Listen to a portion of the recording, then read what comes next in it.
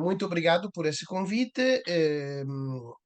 Eu sou um investigador de origem italiana, mas já sou português há muitos anos. Vivo aqui em Portugal há 16 anos e trabalho na Universidade de Coimbra, num centro interdisciplinar de estudos sociais. Eu venho da área do planeamento urbano e territorial e ambiental e tenho-me ocupado muito de participação cívica nestes anos, especialmente do lado da participação, digamos, por convite, aquela organizada pelas instituições públicas.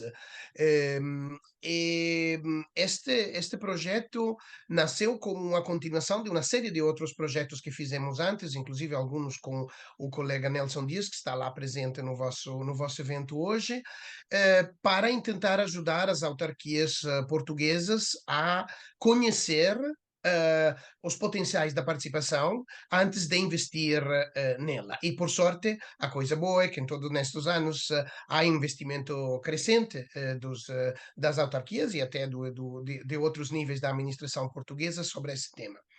Hum, o Phoenix nasce dentro de um quadro que trata temáticas ecológicas ambientais, porque elas desafiam a participação.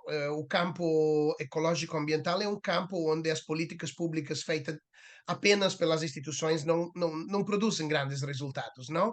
Porque as mudanças da transição ecológica precisam de uma contribuição sólida dos cidadãos no dia a dia, na mudança de estilos de vida, de hábitos que temos e que, obviamente, são pesados para o meio ambiente e aumenta a nossa pegada ecológica sobre o meio ambiente.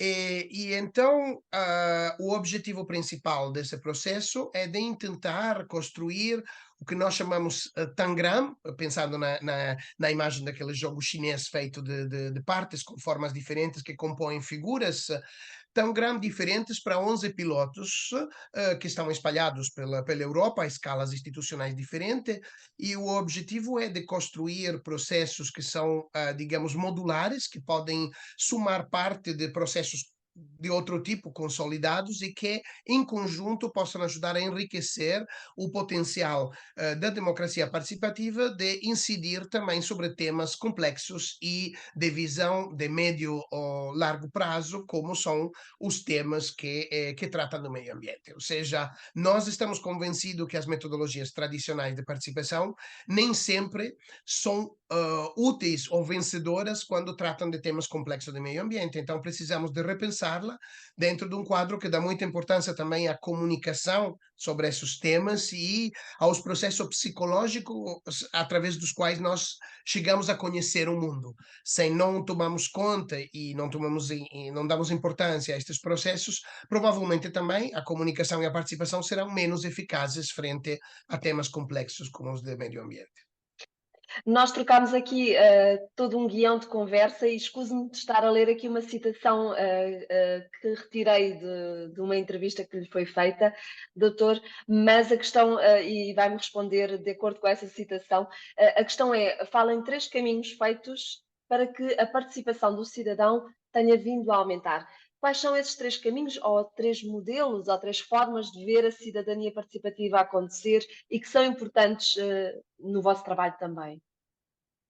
Bom, primeira coisa, aquela entrevista foi dada no momento em que eu era muito otimista, porque ah, tinha sido aprovada a resolução do Conselho dos Ministros 130 de 2021, que estabeleceu, para além do Dia Nacional da Participação, aprovou as normas que regem o novo Orçamento Participativo Nacional e o Orçamento Participativo da Administração Pública, não? Então era um momento em que nos demos conta que era possível fazer um salto de escala, também pelo que diz respeito à autoavaliação dos processos participativos por parte das instituições que os conduzem.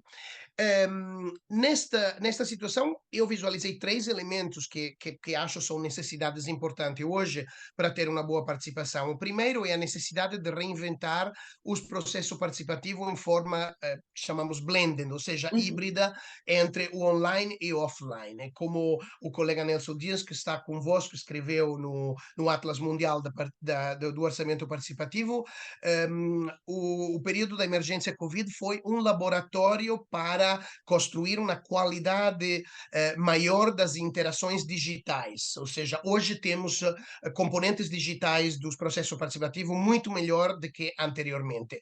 Também pelo fato que muitas pessoas que antes não aceitavam de se confrontar de forma com qualidade online, hoje em dia se habituaram a fazê-lo.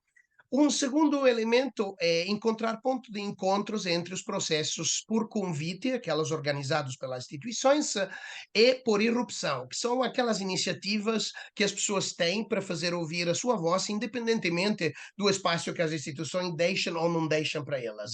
Aqui também o período do Covid obrigou na mudança, porque teve tanta iniciativas solidárias, autónomas, que muitas autarquias tiveram que parar um momento os seus processos de cima para baixo e começar a refletir sobre como incorporar toda essa dinâmica de voluntariado e de formas participativas de baixo para cima dentro dos seus processos.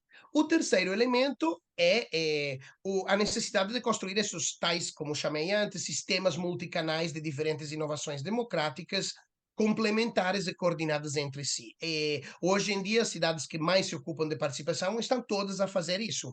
Se deram conta que o chamado silos thinking, não? Pensar por silos separados não funciona, é que é importante construir equipas que facilitem também a transformação da própria administração pública. Numa entrevista ao presidente da Câmara de Cascais, outro dia, para um livro, ele falou uma frase que para mim mantém-se como chegou como uma revelação muito importante: não pode existir nenhum processo participativo de sucesso que não mude solidamente a administração pública. Eu não acredito que em temas ambientais possa ter alguém tão ingênuo de pensar que possa haver políticas ambientais de sucesso sem participação. O ponto é fazer o que intentamos fazer nós dentro desse projeto, ou seja, a call da União Europeia era uma call instrumental. Ela pedia ajuda para organizar processos participativos que ajudassem a construir o Pacto Ecológico Europeu na prática. Mas o pacto já estava decidido. E Exato. para nós isto é um pouco uma ofensa à participação, porque a participação não é um espaço para construir a aceitabilidade de coisas já decididas, é um espaço para co-decidir.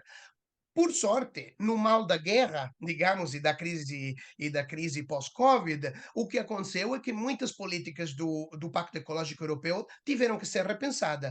E então o projeto chegou num momento em que não estamos simplesmente a averiguar como fazer coisas já decididas, mas estamos a rever como fazê-la e o que fazer, então objetivos e metodologia, e então o processo cai no momento em que a participação pode ser valorizada como elemento central de codecisão entre cidadão e instituições, que é muito mais que apenas ajudar as instituições a ter o apoio do cidadão para fazer as coisas que já tinham decidido antes.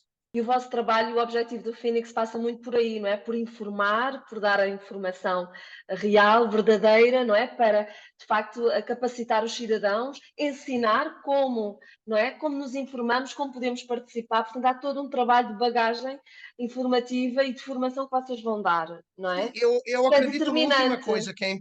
uma outra coisa que é importante remarcar é esta: muitos processos participativos são construídos a partir da ótica e da perspectiva do organizador.